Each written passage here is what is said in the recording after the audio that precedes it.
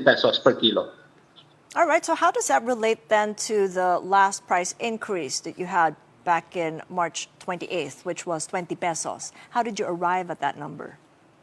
Well, that is because we have reported this to the Department of Energy that all of our old stocks, which we already disposed it under the old price, and come March 28th, that is all delivery under a spot market contract. And the shipping cost was up or jumped to a 500% increase. In the past, we are just getting our shipping cost $150 per metric ton. But now, the shipping cost is around $650 per metric ton in the market, in the Asian market.